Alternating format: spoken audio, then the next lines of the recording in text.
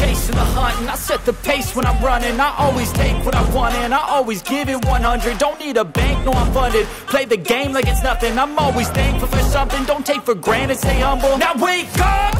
It's time to look at the enemy. Look in the mirror if he is no friend to me. It's not working out, maybe it's the chemistry. It's time to break up so I can make a better me. Better believe. Olá e sejam bem-vindos a mais um episódio e para hoje tenho uma proposta algo diferente do normal, onde eu vou responder a mais de 50 perguntas feitas pelos subscritores do Patreon. Vou mostrar-vos as perguntas tal qual foram feitas, sem filtros, e responder honestamente a todas, sejam elas orientadas à minha pessoa, à minha estratégia de investimento ou ao meu portfólio. E começamos com uma pergunta que eu já tive a oportunidade de esclarecer num podcast com o Daniel, mas eu respondo novamente. E a pergunta é: quando é que começaste a investir e o que farias de diferente desde o começo? Esta informação é mais ou menos conhecida. Eu comecei em finais de 2019 e até sensivelmente metade de 2020 investia sem grande conhecimento de análise fundamental. O meu portfólio cresceu muito nessa altura, para mais de 80 empresas, e é precisamente uma das coisas que eu mudaria na minha abordagem inicial. Poderia ter-me focado apenas em 10 ou 20 empresas, em vez de dispersar o capital, e assim ter conseguido um retorno superior desde então. A próxima pergunta é se finalmente vamos saber o meu nome, a minha cara e a profissão. Bom, em relação às duas primeiras, ainda não vai ser desta, mas eu posso partilhar convosco que sou engenheiro de telecomunicações de profissão e não tenho qualquer passado ou formação ligada a investimentos ou finanças. A terceira pergunta é sobre o FIRE e se este é um objetivo para mim. E a resposta é não. O meu objetivo é conseguir rentabilidades superiores a 15% ao ano durante 15 anos. Se isso depois me permite atingir uma almofada financeira que me garanta a tal liberdade, acaba por ser uma consequência, ou um bónus, digamos assim, mas honestamente eu não estou a investir com o propósito de deixar de trabalhar aos 50. A pergunta seguinte menciona em que altura do projeto irás ponderar fazer dele a fonte de rendimento principal com as ferramentas próprias, além do YouTube ou do Patreon. E aqui é algo que eu já tive a oportunidade de refletir e acho que a partir do momento em que o projeto começa a render perto de 5.000 euros por mês, eu estaria disposto a abdicar do meu trabalho e a dedicar-me 100% a isto. Análises mais frequentes no YouTube e no Patreon, uma melhor edição, mais iniciativas, talvez até uma pequena equipa de colaboradores, mas por agora ainda estou muito longe desses valores. Pergunta 6 diz: faz parte dos teus planos tirar algum curso de finanças ou ser certificado através do CFA ou do CEFA? E eu honestamente fez, mas já não faz. O CEFA é um certificado que está fora de questão, já que exige um passado académico na área das finanças ou da economia. O CFA é o que me agrada mais e até é mais execuível, mas exige experiência profissional para completar o nível 1. Ora, um exige experiência académica, o outro profissional. Como eu não tenho nenhuma das duas, fica complicado entrar por aí. Pergunta 7. O que mais detestas e o que mais gostas dos youtubers da Bolsa e afins portugueses? Bom, o espectro de youtubers em Portugal que falam sobre finanças, bolsa e investimento vai desde os muito conhecedores, que realmente não existem muitos, mas existem alguns, àqueles que sabem os conceitos básicos e não se arriscam muito fora dessa zona. Estes últimos têm a tendência de repetir imenso conteúdo com frequência, porque rapidamente ficam sem temas e tornam-se, na minha opinião, algo aborrecidos. Já quem percebe mais do assunto acaba por ter mais flexibilidade, mais caminhos para navegar e não sofre desse mal. Pessoalmente eu não tenho nada contra nenhum lado do espectro, só não gosto, por exemplo, de episódios mascarados de publicidade.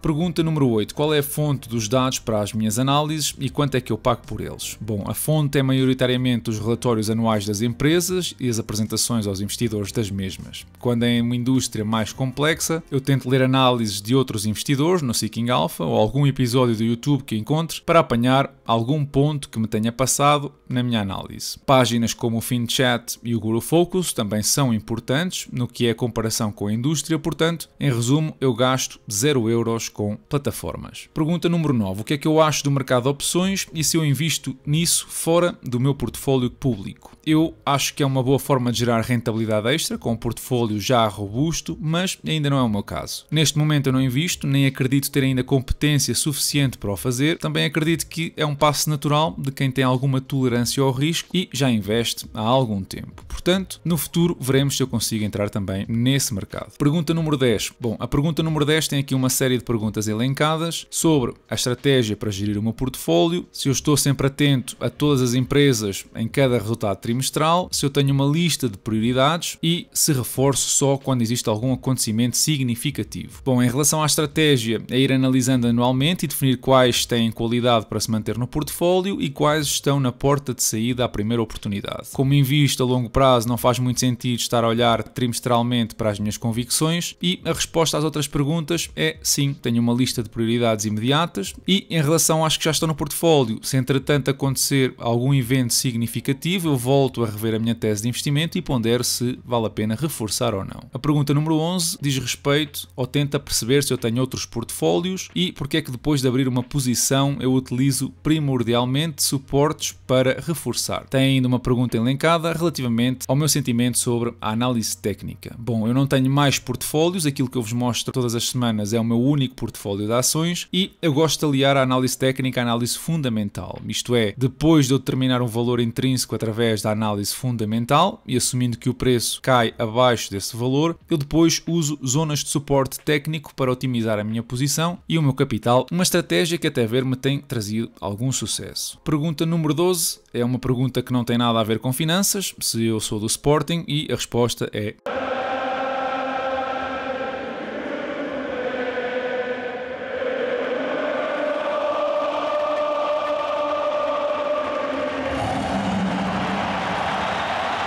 Bom, e agora, com esta brincadeira, se calhar custou-me alguns subscritores, mas a vida é isto mesmo e, portanto, vamos passar à próxima pergunta. Pergunta 13. Qual é o meu concorrente favorito na Casa dos Segredos? Eu, sinceramente, confesso, não vejo e não perco tempo nenhum com reality shows. Na sequência destas perguntas assim um bocadinho afastadas dos investimentos, a pergunta é se eu prefiro a Heineken ou a Sagres. Para mim é um bocadinho diferente, mas eu diria a Heineken, até porque tenho a empresa no meu portfólio. Em relação a preferências também, a próxima pergunta menciona Visa, Mastercard, American Express ou qual é que é para mim o mais importante, desde que dê cashback. E aqui eu também confesso que eu não ligo muito, não sou uma pessoa que ligo muito a oportunidades de cashbacks e o único cartão que eu tenho do género, embora seja pré-pago, é o da Revolut. Pergunta número 16, qual é o meu filme favorito sobre investimentos? E a resposta é Margin Call. Aproveitem e vejam o filme porque é um dos melhores filmes na minha opinião. Pergunta número 17, já continuamos aqui na senda das perguntas afastadas um bocadinho dos investimentos. Quem é o meu voz off? Eu não tenho, portanto sou eu que faço a gravação áudio e a edição de todos os episódios que eu publico. Pergunta número 18, quantos avatares é que eu tenho no Discord? Só tenho um, o Dividendos PT. Há uns tempos atrás é verdade que apareceram uns bots com avatares parecidos a tentar aliciar o pessoal, mas entretanto foram reportados e a situação não se voltou a repetir. Pergunta número 19. Porquê é que eu coloco política nos meus vídeos do YouTube?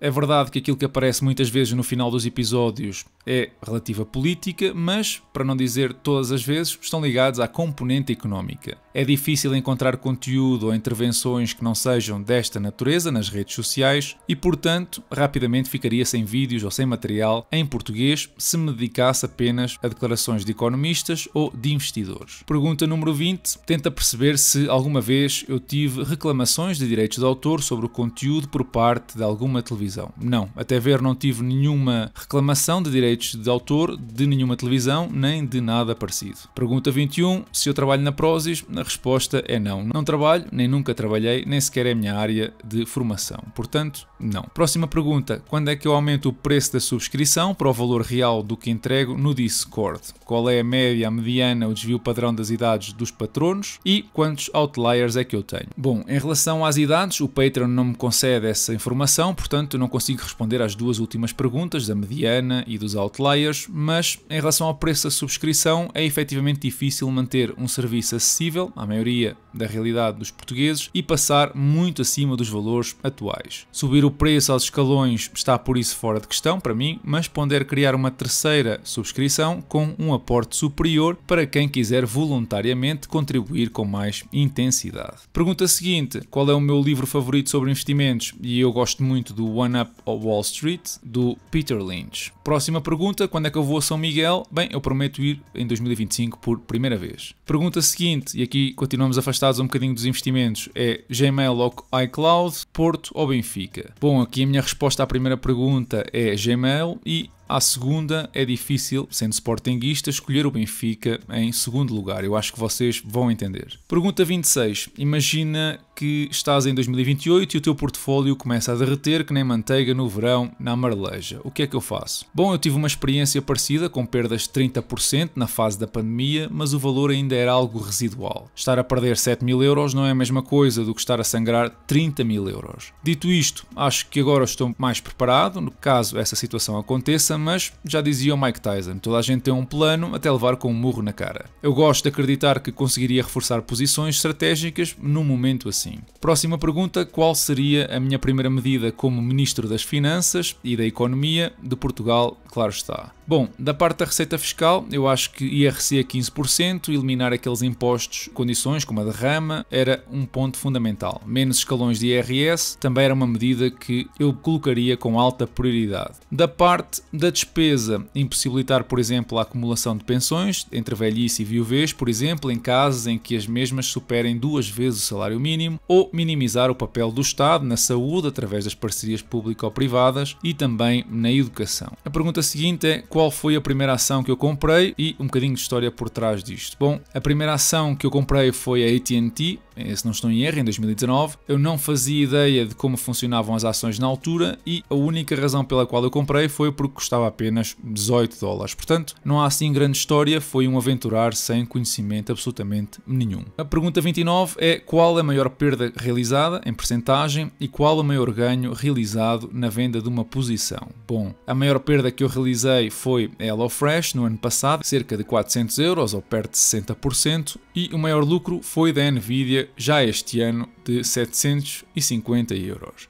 Em termos de percentagens, a perda deve andar ali à volta dos 60% e o lucro da Nvidia andava muito à volta dos 1200%. Próxima pergunta: há algum setor em que eu não invista devido a causas ideológicas? Por exemplo, o petróleo. Sim, há. O setor do tabaco, por exemplo. Altria e British Tobacco são cartas fora do baralho para mim e, portanto, completamente afastado desse setor. Próxima pergunta: de entre todos os vídeos sobre análises de ações que eu tenho no YouTube, como é que eu explico que o vídeo da análise da EDP é o mais visto? E uma pergunta elencada aqui é se, devido a isso, eu vou começar a analisar ações de empresas portuguesas com mais frequência. Bem, a minha resposta é: no top 5 das análises com mais visualizações do canal estão a EDP, a Palantir, a Sonai, a BlackRock e os CTT. O público parece claramente mais interessado em empresas portuguesas, mas já todos sabemos que não são o meu alvo preferencial. Além de que não existem assim tantas empresas por onde escolher. Até ver, eu já analisei 9 do nosso PSI, que tem 16, e conto ir publicando análises de vez em quando. Próxima pergunta é: que tipo de portfólio seguro eu recomendaria para alguém que se está a iniciar? E dão como exemplo uma lista de 10 empresas. Quem está a começar, na minha opinião, não deve entrar logo a comprar ações, é preferível que ganhe exposição primeiro a ETFs e depois guarde algum capital para ir aprendendo a analisar empresas. Ainda assim, e ignorando aqui coisas como a idade e o perfil de risco de quem está a investir, optar por uma empresa de cada setor,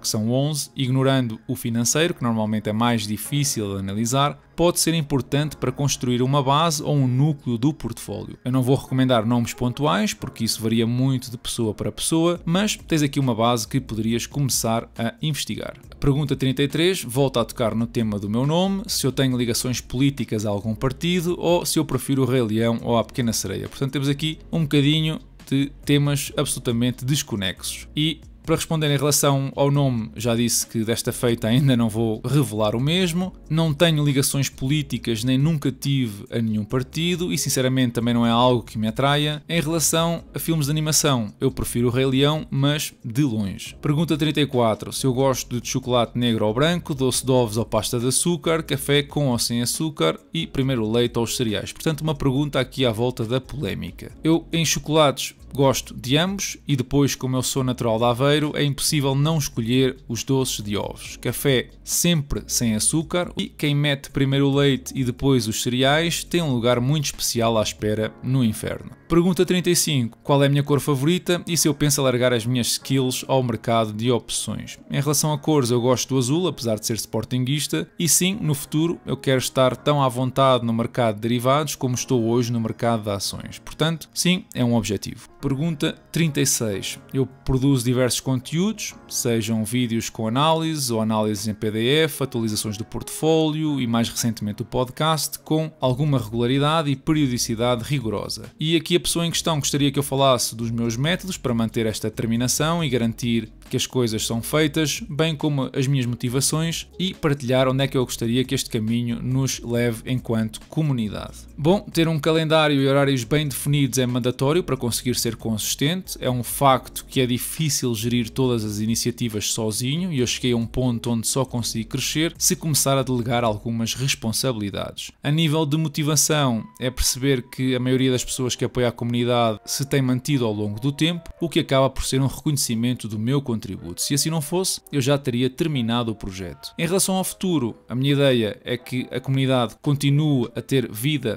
por ela própria, portanto cada vez menos dependente das minhas iniciativas, e assim dar vida àquilo que eu acho que é o mais importante, que é disseminar o conhecimento e a literacia financeira no nosso país, mudando um bocadinho de cada vez a vida de quem quer aprender e de quem está a dar os primeiros passos a investir. Pergunta 37. O projeto Dividendos Portugal tem na sua base descobrir novas e interessantes empresas, o que leva facilmente a investir nas que passam nos testes e se mostram boas empresas. A prazo e à medida que eu vou fazendo mais análises, vou tendo um portfólio cada vez maior, que torna mais difícil de seguir, mesmo de longe, a evolução de tantas empresas. Como é que eu penso gerir este risco? Bem, a dúvida aqui é pertinente e para a qual é difícil ter uma resposta. Tentar ser criterioso nas oportunidades é o segredo, na minha opinião. Por exemplo, entre a empresa Dino e a Jerónimo Martins, as quais eu considero boas oportunidades nesta altura, como operam na mesma indústria, eu forcei-me a mim mesmo a optar por uma apenas. Mas é uma realidade que existem milhares de empresas em bolsa e à medida que encontramos pérolas, a tentação de adicionar as mesmas ao portfólio é muito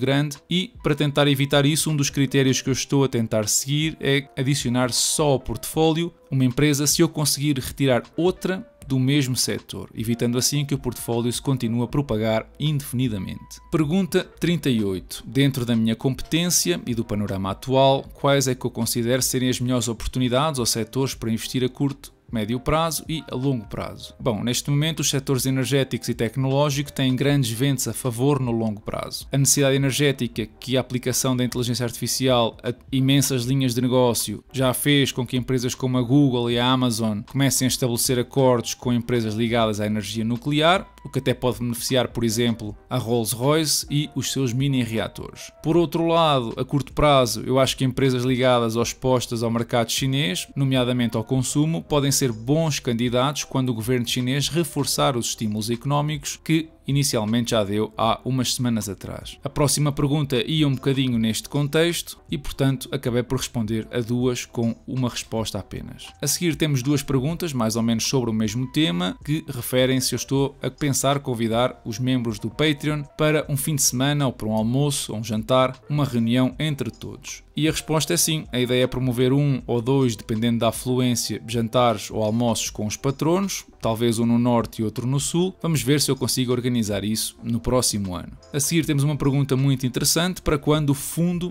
de Investimento Dividendos Portugal? E a minha resposta é que eu não acredito que isso vá acontecer. Era interessante, é verdade, mas eu não tenho nem habilitações para gerir, nem quero uma responsabilidade dessa natureza. Pergunta 43. O que é que eu penso da nossa sociedade e se eu acho que o capitalismo funciona, dando-me também a oportunidade de refazer o sistema económico, por onde é que poderia começar. Ora, o capitalismo foi a evolução natural do feudalismo e de alguma forma do mercantilismo e também ele vai evoluir no futuro para outra forma de organização económica benéfica para a sociedade. Por enquanto, vai cumprindo o seu papel de avançar a sociedade porque é o único sistema que promove a inovação, a liberdade e a eficiência. O sistema económico português está muito limitado pela geografia periférica na Europa, mas reduzir a dependência do turismo, dar mais condições a startups, verdade seja dita, já é feito de alguma forma, a redução e a digitalização de muitos serviços da administração pública, criar mais hubs tecnológicos, além de Lisboa e Porto, são algumas ideias para começar, mas comigo à frente do leme teríamos certamente uma economia muito menos burocrática, mais livre e orientada às tecnologias do futuro. Entramos então na reta final, com mais algumas perguntas, e a próxima é um desafio. Se eu recebesse 100 mil euros, o que é que eu faria? O que é que mais pesaria na minha decisão? E a minha resposta é investir num negócio físico que não existe muito em Portugal, mas que em vários países da América do Sul tem muito sucesso. Eu não posso aqui dar detalhes e obviamente não estou a falar de nada ilícito, mas o empreendedorismo é a forma mais rápida para aumentar o teu património. Claro está, se tiveres sucesso. A próxima pergunta é uma pergunta composta, tem aqui uma série delas. O que é que eu gosto de fazer nos tempos livres? Em que é que trabalho? Que já respondi. Se eu sigo alguma regra de um determinado valor percentual a investir? Se eu transfiro regularmente valores para as corretoras? Que corretoras é que eu uso? Ou se eu até uso mais do que uma? E acho que é fácil responder a tudo de maneira simples. Eu gosto de praticar desporto, basquete, ténis, bicicleta, futebol, faço um pouco de tudo, mas também gosto de ler. Eu já vos tinha dito, trabalho no setor das telecomunicações para uma multinacional e desempenho funções de arquitetura de software.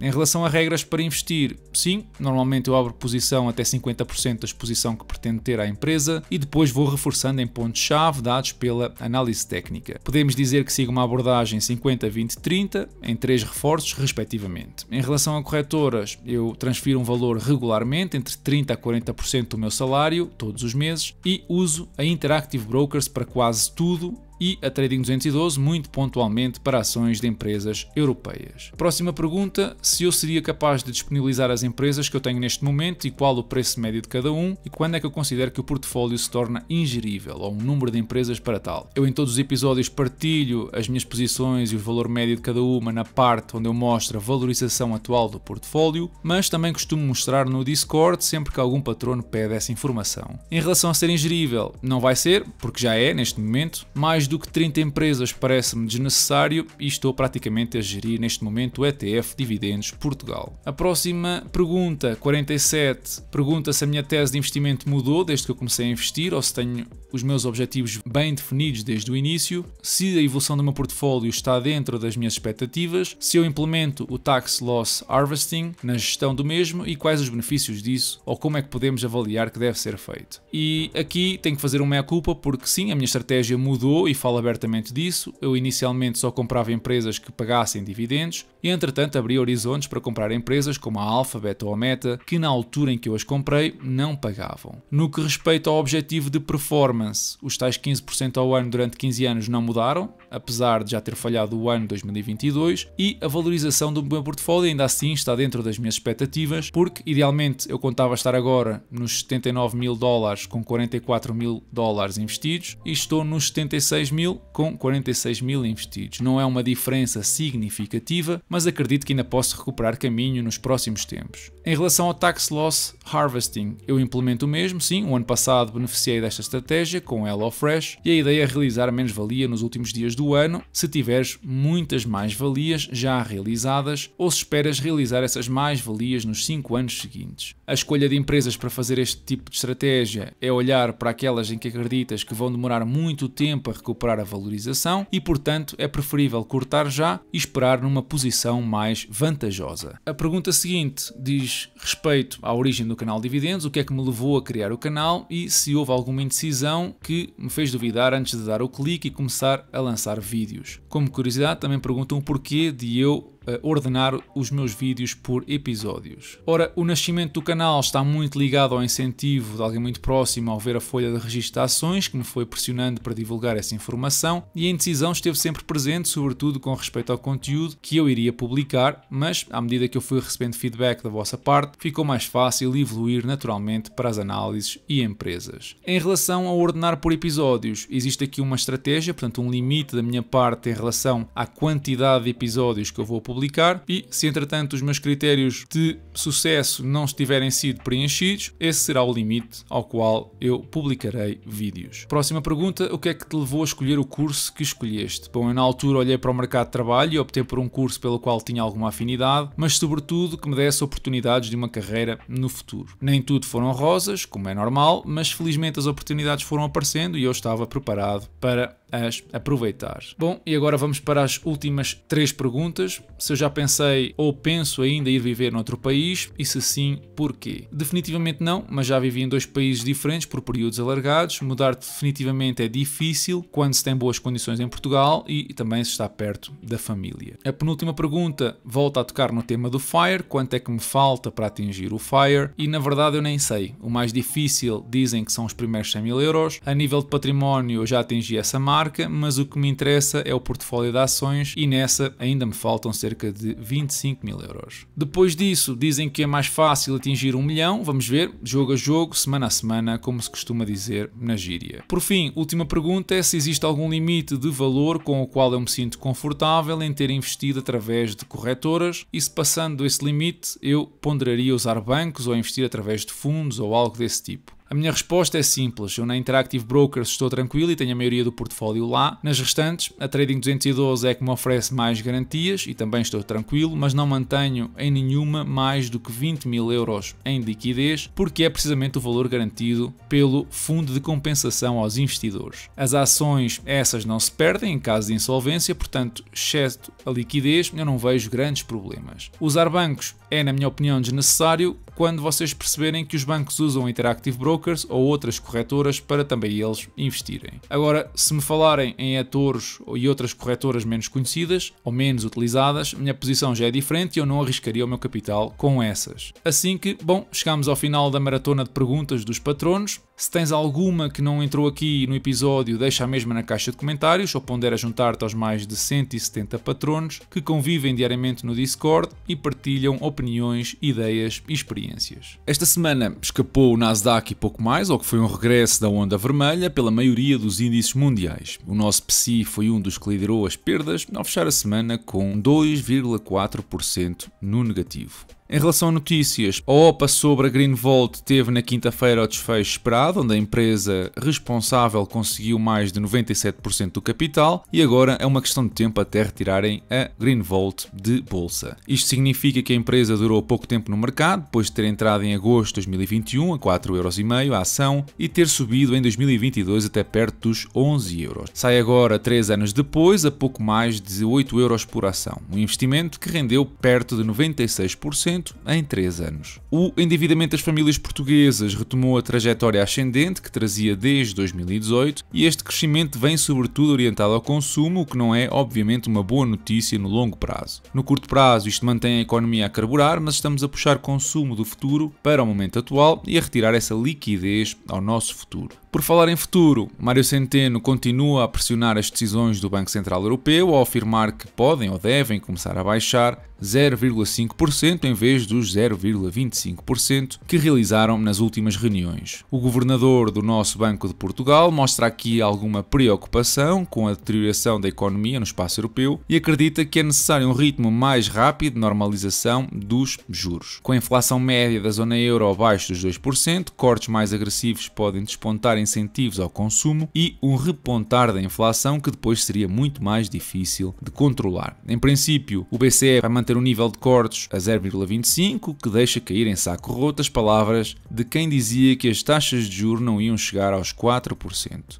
Parece também que depois de ter oficializado o investimento em Sines de 15 milhões de euros, a Repsol vai continuar a desviar investimento de Espanha para o nosso país. A Cepsa está também a ponderar o mesmo e isto é consequência de uma medida do governo espanhol em tornar permanente o imposto extraordinário sobre os lucros que implementou durante os anos de 2023 e 2024. Isto vai na linha do que já fizeram Itália e França, ao tentarem espremer as empresas para manter a despesa pública acima das possibilidades. E se por um lado as empresas de energia não podem sair facilmente do país, é verdade, podem decidir deixar de investir no mesmo se oferecem melhores condições ao lado. E em Portugal há até um ditado para estas situações: quem vai com muita sede ao pote, vocês podem completar. Em relação ao portfólio, vimos 2 subidas de dividendos da Pinnacle West Capital em 1,7% e da Starbucks em 7%. Foi também uma semana marcada por várias movimentações, primeiro pelo reforço da Hershey's a $180, numa zona de forte suporte do preço da ação, que entretanto um dos patronos chamou a atenção para um relatório de investigação sobre as embalagens da empresa. O relatório não foi nada amigo com os vestígios de produtos químicos, os PFAS, que já custaram muito dinheiro, por exemplo, exemplo, a A3M. Por agora, ainda não houve nenhuma oficialização da FDA nos Estados Unidos e, como tal, resta aguardar pelas consequências, desenvolvimentos ou potencial investigação. Abri também posição numa empresa portuguesa, finalmente, a Corticeira Amorim. É uma decisão que aproveita aquilo que vai ser um ano de queda para o negócio da empresa, dada a desaceleração económica que vivemos na Europa. A 15 vezes os benefícios deste ano parece uma boa oportunidade para cumprir com o meu dever cívico de investir numa empresa portuguesa, porque a Corticeira Amorim também é sinónimo de moat, tem imensa exposição mundial, opera num duopólio na Europa e está altamente dependente da recuperação económica nesta região. Eu não tenho pressa e posso aguardar e ir reforçando a posição caso a mesma caia até valores perto dos 7 euros, porque também não vejo que a longo prazo o consumo de vinho caia substancialmente e até já vimos cenários idênticos a este em 2008 e 2020. Mas isto, lá está, é apenas a minha opinião, eu não estou a recomendar nada a ninguém. O portfólio esse fechou a semana nos 56% de valorização e conseguiu $61 de dividendos até agora em outubro. E é tudo por hoje. Se gostaram do episódio, deixem um like, passem pelo Patreon e ponderem entrar para a nossa comunidade e sigam-me no Insta, onde eu vou subindo mais conteúdo durante a semana. Da minha parte, eu desejo-vos uma excelente semana e bons investimentos.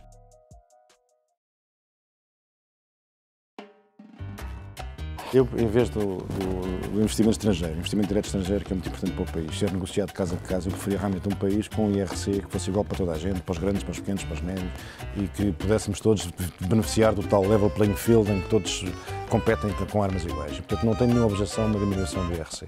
Era só essa. Agora, essa diminuição tem que ser feita tendo em linha de conta as necessidades nacionais.